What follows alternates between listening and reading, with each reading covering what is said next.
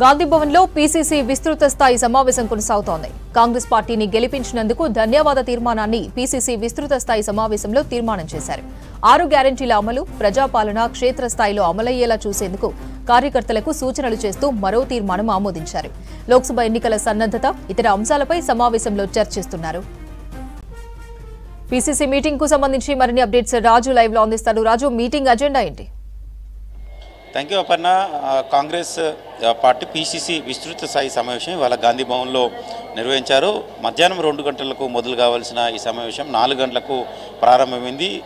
PCC chief CM Revanth Reddy అధ్యక్షతనే సమావేశము కొనసాగుతుంది. ఇందులో ఇన్ఛార్జ్ దీపాదాస్ మున్షి, అదేవిధంగా ఏఐసీసీ సెక్రటరీలు, అదేవిధంగా పీసీసీ నేతలు, వర్కింగ్ ప్రెసిడెంట్లు, మంత్రులు, ఎమ్మెల్యేలు, మాజీ మంత్రులు, అదేవిధంగా డీసీసీ ప్రెసిడెంట్లు హాజరయ్యారు. ప్రధానంగా ఈ సమావేశం పార్లమెంటు పార్లమెంట్ ఎన్నికలు జరగబోతున్నాయి కాబట్టి పార్లమెంట్ ఎన్నికల్లో అనుసరించాల్సిన వ్యూహాలు కావచ్చు, అదేవిధంగా ఎత్తుగడలు కావచ్చు, తెలంగాణలో కాంగ్రెస్ పార్టీ మెజార్టీ పార్లమెంట్ స్థానాలను కైవసం చేసుకోవడానికి ఈ విధంగా ముందుకెళ్ళాలి అనే దానిపైన సీరియస్గా డిస్కషన్ అయితే జరుగుతుంది. అయితే ఈ సమావేశం ప్రారంభంలోనే తెలంగాణలో కాంగ్రెస్ పార్టీ గెలిచిన తర్వాత ఏర్పాటు చేసిన పీసీసీ విస్తృత స్థాయి సమావేశం కాబట్టి తెలంగాణలో కాంగ్రెస్ పార్టీ అధికారంలోకి వచ్చింది. తెలంగాణ ప్రజలకు సహకరించిన తెలంగాణ ప్రజలకు కావచ్చు, తెలంగాణ ఎన్నికల ప్రచారంలో పాల్గొన్న తెలంగాణ కాంగ్రెస్ గెలుపు కోసం కృషి చేసిన ఏఐసీసీ నేతలకు కావచ్చు, అదేవిధంగా రాష్ట్ర నాయకులకు, కార్యకర్తలకు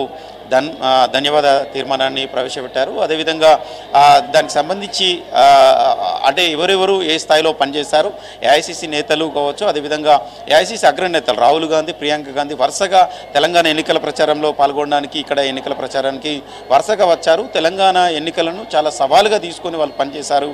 వాళ్ళకు కూడా కృతజ్ఞతలు, ధన్యవాదాలు కూడా తెలిపారు. ఇక త్వరలో పార్లమెంటు ఎన్నికలు జరగబోతున్నాయి కాబట్టి తెలంగాణలో పార్లమెంటు ఎన్నికలను అదే స్థాయిలో తీసుకొని పనిచేయాలని కూడా నేతలకు ఒక దిశానిర్దేశం అయితే చేశారు. అయితే వారి నేతల అభిప్రాయాలను కూడా PCC chief CM Revanth Reddy అభిప్రాయ సేకరణ కూడా చేస్తున్నారు. ఏ విధంగా పనిచేస్తే తెలంగాణలో పార్లమెంటు స్థానాలు, మెజార్టీ స్థానాలు ఏ విధంగా కైవసం చేసుకోవచ్చు అనే దానిపైన కూడా అభిప్రాయ సేకరణ కూడా చేస్తున్నారు. అయితే ప్రధానంగా తెలంగాణలో కాంగ్రెస్ పార్టీ అధికారంలోకి వచ్చిన తర్వాత 6 గ్యారంటీలలో 2 గ్యారంటీలను 48 గంటల్లోనే అమలు పరిచింది.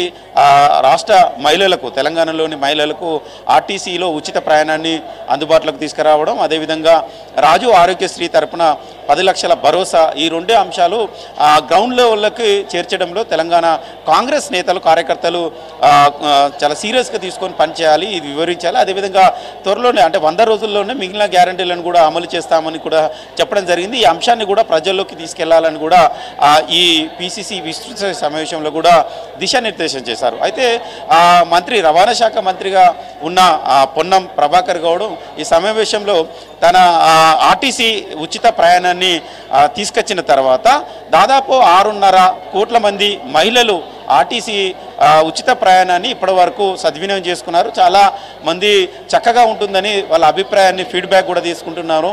మేము కూడా తీసుకున్నాం. మీరు కూడా గ్రౌండ్లోకి వెళ్ళి ఆ అభిప్రాయ సేకరణ కావచ్చు, అదేవిధంగా మిగిలిన గ్యారంటీలు కావచ్చు అమలు చేస్తామని కూడా హామీ ఇవ్వాలి. ప్రభుత్వం త్వరలోనే దానికి సంబంధించిన కసరత్తు కూడా చేస్తుందని కూడా వివరించే ప్రయత్నం చేయాలి. ఇప్పటి వరకు ఏవైతే 2 గ్యారంటీలు అమలు చేస్తుందో ఆ 2 గ్యారంటీలకు సంబంధించిన అంశాలను కూడా ప్రతి గడపకు చేరేలాగా వివరించాలని కూడా పొన్నం ప్రభాకర్ చెప్పడం జరిగింది. అంతేకాకుండా కాంగ్రెస్ పార్టీ అధికారంలోకి వచ్చిన తర్వాతనే, గతంలో ఎన్నడూ లేదు మహిళలకు ఆర్టీసీ ఉచిత ప్రయాణం, కాంగ్రెస్ అధికారంలోకి వచ్చిన తర్వాతనే ఈ స్కీమ్ను తీసుకురావడం, దీంతోనూ ఓర్వలేక బీఆర్ఎస్ నేతలు కొన్ని కుట్రలు చేస్తున్నారు. కుట్రలను కూడా కాంగ్రెస్ కార్యకర్తలు ఛేదించాలి, గ్రౌండ్లోనే వారి స్థాయిలోనే వాటిని ఆ కుట్రలను ఛేదించాలని కూడా వివరించడం జరిగింది. దాంతోపాటు ఈ నెల 6వ తారీఖు నాడు ఆటో డ్రైవర్సు ఒక ధర్నాకు పిలుపునిచ్చారు. ఆ ధర్నా పిలిపించారు. దానికి వెనుక ఉండి బీఆర్ఎస్ నేతలే దాన్ని నడిపిస్తున్నారు.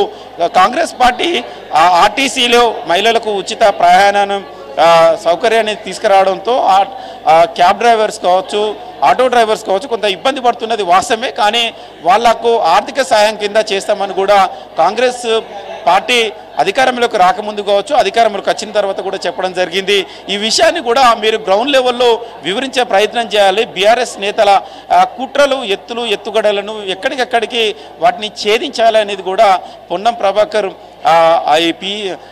పిసిసి విస్తృత స్థాయి సమావేశంలో చెప్పినట్లు తెలుస్తుంది. అదేవిధంగా మిగిలిన అంశాలు కూడా, అంటే పార్లమెంటు నియోజకవర్గాల వారీగా ఆశావాహుల పేర్లు కూడా కొందరి పరిశీలనలో ఉన్నాయి. వీరు ఎవరైనా పార్లమెంట్ ఎన్నికల బరిలో దిగాలనుకుంటే వాళ్ళు పేర్లు కూడా ఇవ్వచ్చు, గాంధీ భవన్లో పేర్లు కూడా ఇవ్వచ్చు. PCC working president Mahesh Kumar గౌడ్కు తమ పేర్లు కావచ్చు, వాళ్ళ అప్లికేషన్స్ కావచ్చు ఉంటే ఇస్తే ఇవ్వచ్చు. వాళ్ళ పేర్లను పరిశీలన చేస్తాం.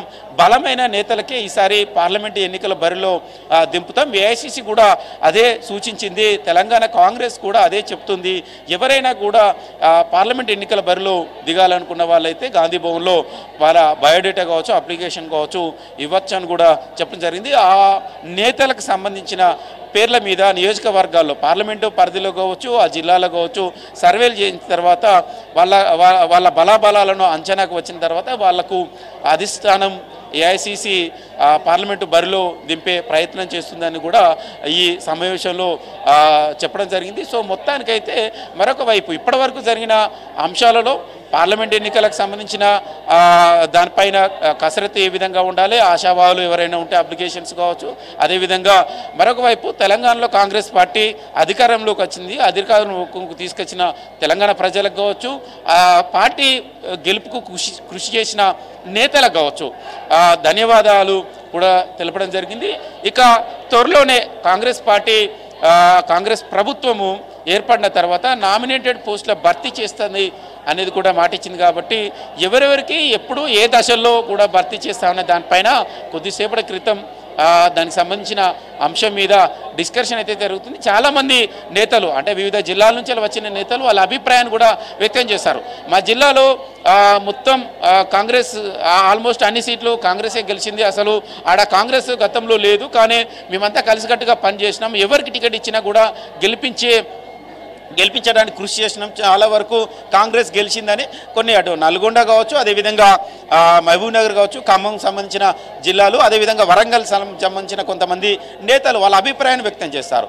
అంటే మొదటి దశలో భర్తీ చేసే నామినేటెడ్ పోస్టుల విషయంలో ఈ జిల్లాలకు ప్రాధాన్యత ఇవ్వాలి. ఈ జిల్లాలోనే కొంతమందికి పార్టీకి లాయల్టీగా పనిచేసిన వాళ్ళకు కావచ్చు, పార్టీ గెలుపు కోసం కృషి చేసిన నేతలకు ప్రాధాన్యత ఇవ్వాలని వారి అభిప్రాయాలను కూడా వివరించినట్లు తెలిసింది. సో మొత్తానికైతే పిసిసి విస్తృత స్థాయి సమావేశం అయితే చాలా అంశాలలో చర్చకు వస్తుంది. కొంతమంది ఎన్నికల సమయంలో, అసెంబ్లీ ఎన్నికల సమయంలో టికెట్ ఆశించి భంగపడ్డ వాళ్లకు డిసిసి ప్రెసిడెంట్లుగా మాటిచ్చారు.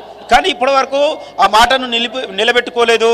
మాకు డిసిసి ప్రెసిడెంట్గా నియామకం చేస్తామన్నారు, ఇప్పటివరకు ఇవ్వలేదని కూడా కొంతమంది వాళ్ళ అభిప్రాయాన్ని వ్యక్తం చేస్తున్నారు. సో ఇలాంటి నేతల అభిప్రాయాలు కావచ్చు, పార్టీ దిశానిర్దేశం కావచ్చు, ఇవన్నీ ఇవాళ పిసిసి విస్తృత స్థాయి సమావేశంలో అయితే చర్చకు వస్తుంది. దీనికి సంబంధించిన 6 గంటలకు, సాయంత్రం 6 గంటలకు దీనికి సంబంధించి బ్రీఫింగ్ కూడా ఉండబోతుంది.